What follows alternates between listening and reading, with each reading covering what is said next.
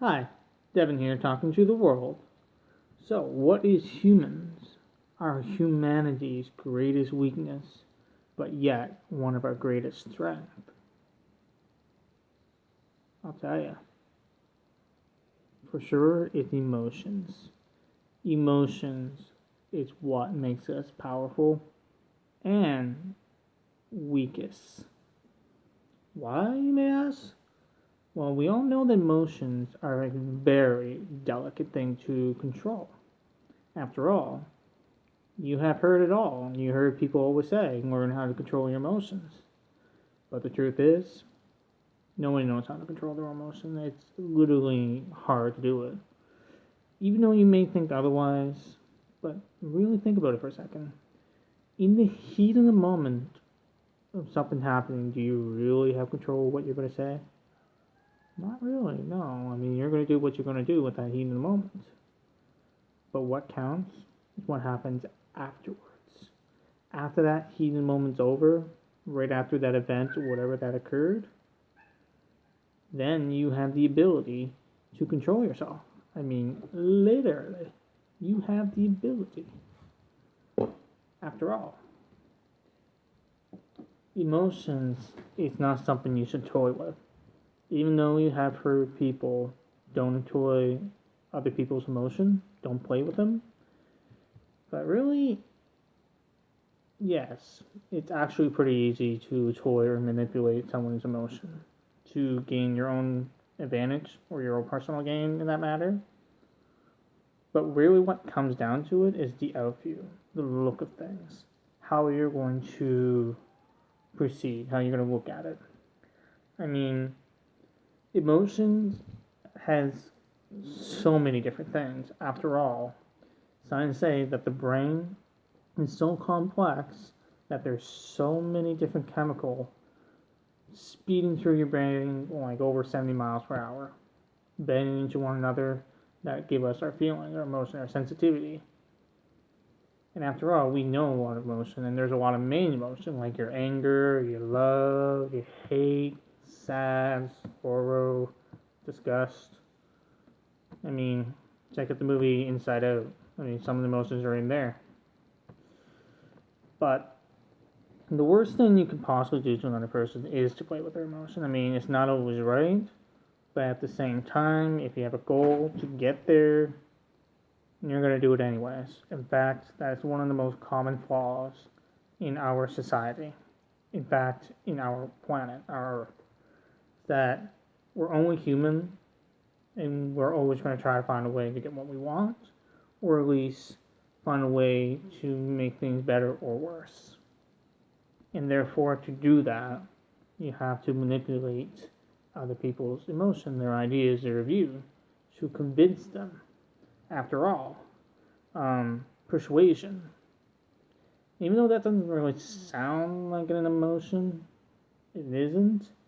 But persuading someone to think that's right or that's wrong, that also plays a little bit key role into emotion as well. You have to find out what that person feels. If they're happy, you're going to want to persuade them in a good manner. If they're upset, then you can persuade them to gain your own advantage to go after somebody. I mean, it's that simple. Very, very simple. Even though we may not be able to control our own emotion, but we are able to control other people's emotion.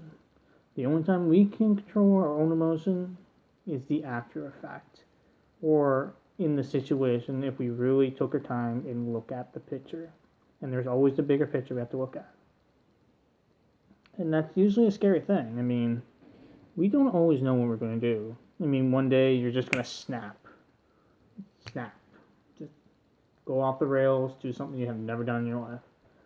And also, one of the emotion's greatest enemies and greatest strength is love. I mean, you heard it. Love makes you do stupid things. In fact, love makes you do anything for someone you love. Same goes for hate. If you really hate that person and you really want to go after that person, you will stop at nothing. Emotion is the most powerful tool in the human body. You can say it's strength, you could say it's knowledge, the brain, everything, but really it's the emotion that's powerful. Because emotion is what persuades your knowledge at the moment. Because your knowledge is only there if you have your heart into it. Which is another funny thing that a lot of people use is refer as an emotion as your heart. Do you have your heart in it? Maybe. Yes. No. I don't know. I don't care. But you have to remember it's not always your fault if you did something wrong and you feel about it. Again, like I said, you just have to look at the bigger picture of the situation. Did you really do it, or did you not do it? Doesn't matter. It's the after effect. It's what you do after what you have done. It's what counts. And even at the heat of the moment, if you feel angry or you feel upset or happy or anything that would qualifies the heat of the moment situation that you don't even realize what you're doing at that very moment, I guess, like I said, you can't control yourself at that point. But if you're someone like me who will just stop, look at the situation, think about it before you react. I mean, one of the most people that don't like about me is that I don't react. I mean, you could be yelling at me in my face until you're blue. I would just sit there and just go, okay, I understand how you feel.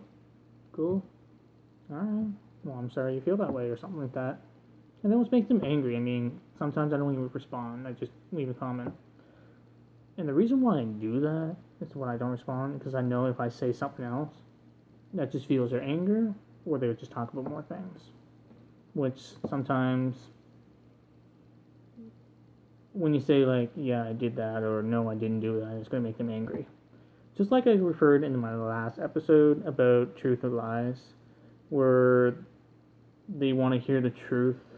I mean, they rather hear the lie more than the truth, because you hear what they want them to hear. You tell them what you want to hear.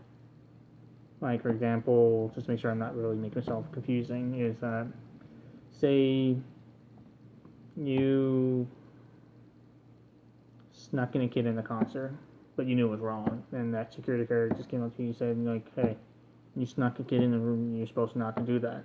And you go, no, I didn't snuck the kid in the room or anything like that. The kid actually has a ticket. And the guard knows you're lying. But a part of yourself knows that, no, I'm not lying. I have the tickets right here, and you have the tickets to prove it. I mean, I know it's not a really best example. I mean, you have proof to show that you do have it. But at the same time, the person doesn't believe you, and they need to see it. That's what I mean. Emotion is going to make you, in the heat of the moment, emotion is going to make you controlled. It's going to control you rather than you controlling it.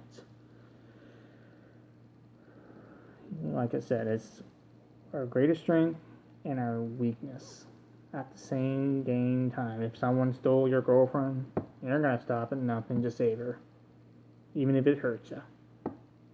At the same time, someone killed your kid, or you see a pedophile across the street and you know that he's going to go after your kid, and you're going to get angry. You're going to be fueled. You want to go after that person. Like I said, heat of the moment, or even if it's not in the heat of the moment, you still don't have control of yourself. The emotion will control you unless you really learn how to control your own emotion in a certain situation. Then, my friend, you are in control of your own life. I mean, kids from the ages, from birth to like their preteen, they can't control themselves. They're going to want everything. They're going to want money. They're going to want toys, and they're going to want like everything. They won't even matter to them. They don't even care because they don't even think about the moment that the money doesn't always grow on trees. And the same for the age of 13 to 16, you got puberty. I guess 15, I guess, but you hit puberty. Therefore, when you get raising hormones, and you can't control yourself in that situation. No. You're just going to do whatever you're going to be rebellious. You're going to be rebellious. You're going to do whatever you can. It won't matter, even if you pretty much make your parents angry. You're going to do whatever you can. And of course, from 16 to 20, you just want to get out of school. You just want to go to college, or you're ambitious, and you're doing what you can. You're still figuring yourself out. And even from 20 to 30, you're still figuring things out. You're trying to see where your life is going. Like, you want to start a family, make good money, careers, or you're down in the dump. And so on. The list just goes on in different age level. Like I said, no one has full control over their emotions unless you truly understand how it works and how the way the world works. And that's all I really got to say about emotion, really, is that look at yourself in a mirror, think who you are and who you want to be, go through life and look at each and every situation, and try not to react in the heat of the moment and just think about the situation. I mean, that may be really hard, and I can understand that can be very, very hard. But at the same time, it does no one harm if you just stop and think. At the same time, with the emotions, you can't blame somebody for the way their actions. You can't blame them for yelling at you, reacting at you, or anything like that. Like, I don't blame my parents when they get angry at me and they yell at me. I don't blame them for yelling at me, okay? And that's not because I did something wrong. I mean, I don't blame them because they're yelling, because that's their emotion. That's what they're going through right now, and then they want to control themselves, but they can't because they're just upset that they can't believe something happened or something that they don't understand. I mean, that's the thing. Emotion is pretty much triggered by things you don't understand. At the same time, emotion is triggered when you do understand that you really want to feel it. And that's funny how that works.